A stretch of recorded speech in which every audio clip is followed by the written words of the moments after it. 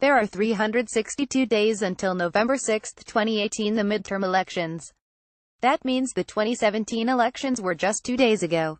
You know that Republican candidates got skunked in the elections held on Tuesday. Results in Virginia, New Jersey, and New York showed Republican after Republican going down to defeat. Naturally, the pundit class immediately declared the election to be a referendum on Donald Trump. Yeah, well, according to CNN's exit poll analysis of voters in Virginia, nearly half say the president wasn't a factor in their vote on Tuesday, according to the preliminary data. And, in New Jersey, according to NJ.com, 57% of voters said their opinion of Trump was not a factor in how they voted Tuesday. 29% said they cast their ballots in opposition to Trump and 11% said they voted to support the president, the preliminary results showed. Not surprisingly, because this is New Jersey, home of Tony Soprano, orange cones on the George Washington Bridge, and a sitting U.S. senator awaiting the jury's decision on bribery charges, NJ.com went on to report more than a third of voters said government corruption was the top issue driving their vote, while another third cited property taxes and 20% said health care. In Virginia, the Democrats might well take control of the state House of Delegates pending the outcome of 4 races to closet to call. Nevertheless, they have picked up at least 15 seats including 12 held by Republicans seeking re-election. According to the Washington Post, the results marked the most sweeping shift in control of the legislature since Reconstruction.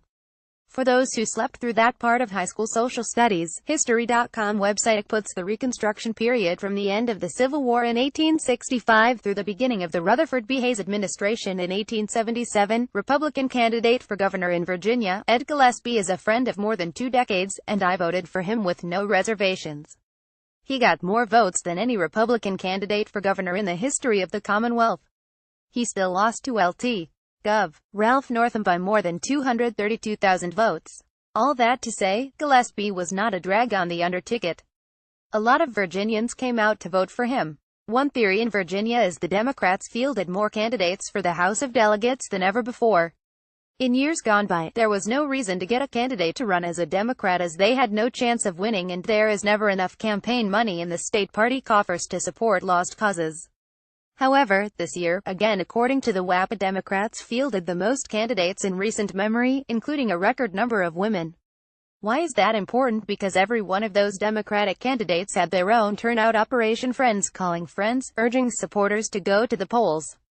The vast majority of them, while they were there, voted for Northam.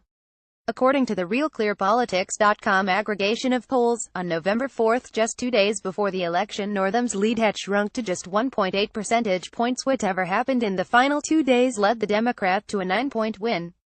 Certainly, to ignore Trump's influence on Tuesday's elections is to ignore reality. I'm not certain that Tuesday was a direct referendum on Donald Trump, but it is clear to me that, like secondhand smoke, Trump was at least in the back of the minds of many, many voters.